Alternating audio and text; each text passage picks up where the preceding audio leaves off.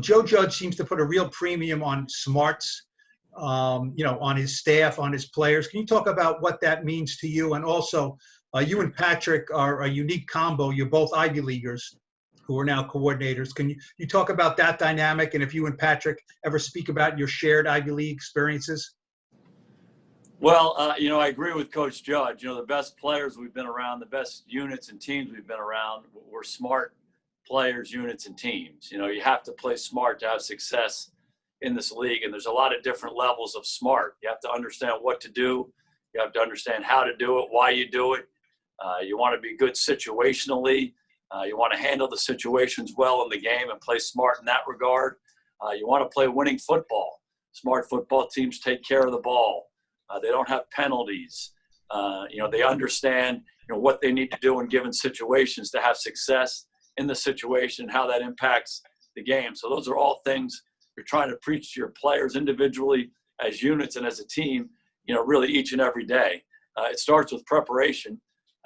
There's different levels of book smarts that players that I've been around throughout my career have. But you have to dig into it. You have to know what we're asking you to do. And then you have to be smart when you get into the different situations of the game to give yourself the best chance to win. In regards to Patrick, just a great experience for me getting to know him. Obviously, I've known him from afar.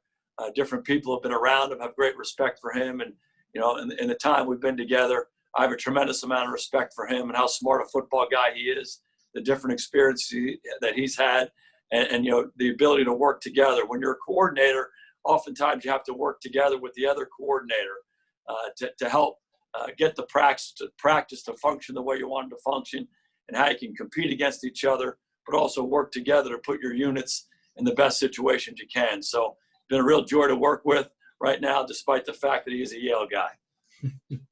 Is there a pride there? Is there an Ivy League pride between the two of you that comes out?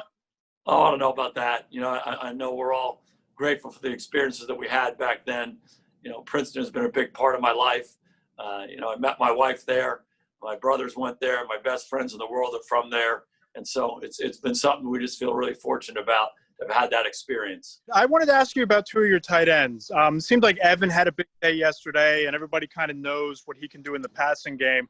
What makes you most excited to work with him? And Garrett Dickerson seems to develop a really nice rapport, both with Daniel Jones and Colt McCoy.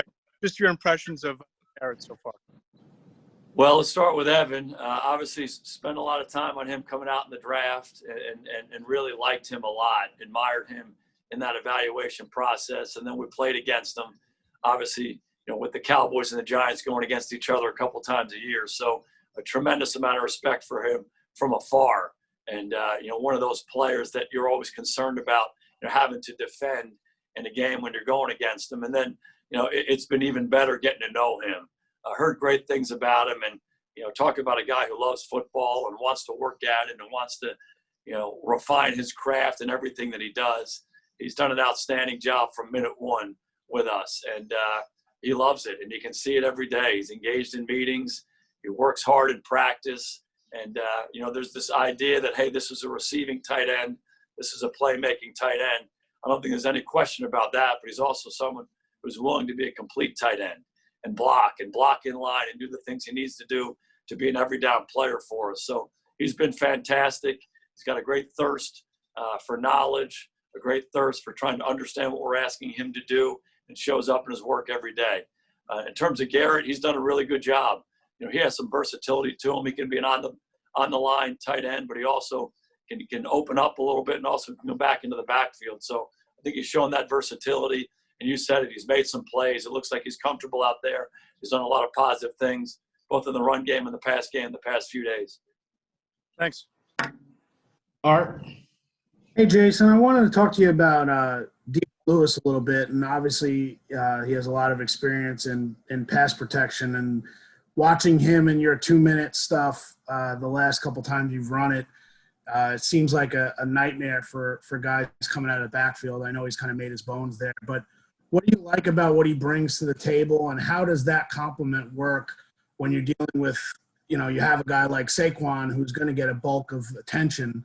How does Dion fit into that mix? Yeah, the answer is probably pretty similar. Love Dion coming out of school. and admired him from afar, and getting a chance to work with him up close. He's just a real pro, and you can tell he loves the game. He works very hard at it. He respects the details of the game and what he needs to do to be a complete back. Don't have this impression that this guy's a receiving back, willing to block, demonstrating the ability to run inside and outside of this league for a long, long time. So he's a pro. He knows the answers to every question. He embraces the opportunities each day that he gets in him. And you said it, you get him in some of those 2-minute situations. He's a very clean protector. He understands who he needs to block when he's asked to do that, but also a very good route runner who can beat you when he gets out in space. So, again, admired him for a long time from afar. It's been great to work with him. Respectfully, I know you didn't want to answer these questions last time, but I have to ask them, obviously. Going back to Dallas and your departure there, do you think that the dragged out nature of the departure and remaining under contract prevented you from interviewing for head coaching positions, including this one that you intended to? Yeah, very, very respectfully, I'm not going to answer the questions about Dallas. I'm happy to answer any questions about our Giants team right now, what we're doing here, and what we're doing going forward. Okay, I have a Giants question then. Daniel Jones, how long do you tolerate mistakes, even since it's early in camp, and whether it's turnovers or just a mistake on a read? At what point do you get to the point where you say, Daniel, this has to get better. Daniel, you need to correct this immediately, or do you tolerate it because it's a new offense and it's early? Oh, I don't know that we ever use that word tolerate as coaches. That's not really in our vocabulary. You don't really tolerate anything. We coach everything every single day with every player we have. That's really what our job is. And that's not to say that mistakes aren't going to happen. They are going to happen, but you never use the word tolerate. You're always trying to learn and grow from the different experiences that we have. And, Daniel's done an excellent job. He comes in here, and, again, he's so prepared. He's so into it. He wants to know every detail. I mean, play quarterback in this league or really play any position in this league, there are a lot of different things that happen over the course of a play, over the course of a practice. And there's so much to learn from.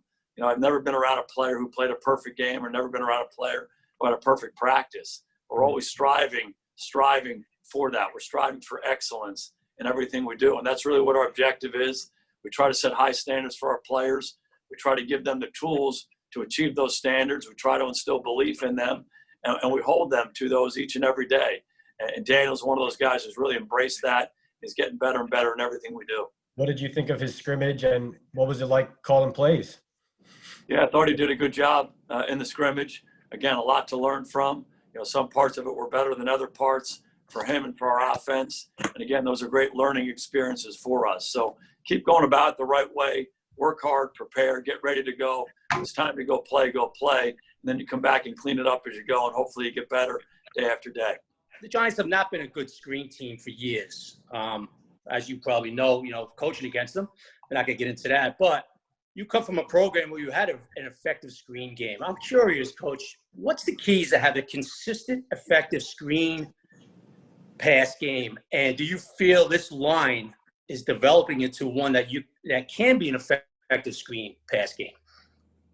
Yeah, again, offensive football, you want to attack defenses different ways. And it starts with run and pass, and then the variety of runs that you have, and then the variety that you have in the passing game. And, whether that's run action passes or play action passes or movement passes or the quick game or the drop back game or screens, that has to be a part of it. And we feel like we're capable of doing it. Just my own personal experience regarding the Giants screens. I know Saquon Barkley has been a real threat throughout his career up to this point on screens, and certainly has been against the teams that I've been around. So, we believe we can be a good screen team. But again, that's just part of, the entire offensive package you're trying to put together to attack a defense different ways. You had the opportunity to call plays, albeit, for a very short period of time the other day. But I'm just curious, how different is the Jason Garrett that calls plays now compared to the last time you called plays? It's been a few years, and obviously, you've morphed with the times as well. I mean, your offense changed, even though you weren't calling the plays in Dallas. Yeah, I think the DNA that I have as a person and as a coach, I don't know that that's changed, but certainly you want to evolve and grow in every aspect of your life, and certainly as a coach. And so hopefully I've done that. The different experience I've had, hopefully I've learned from them. you try to build on the good ones and learn from the ones that aren't quite as good. And I think that applies to all aspects of coaching and certainly to calling plays. You know, one of the things that we tried to do in Dallas with our offense through the years was that it was the same offensive system, but it played differently based on the people that we had. And there were some years that we really emphasized the running game. We had success with that.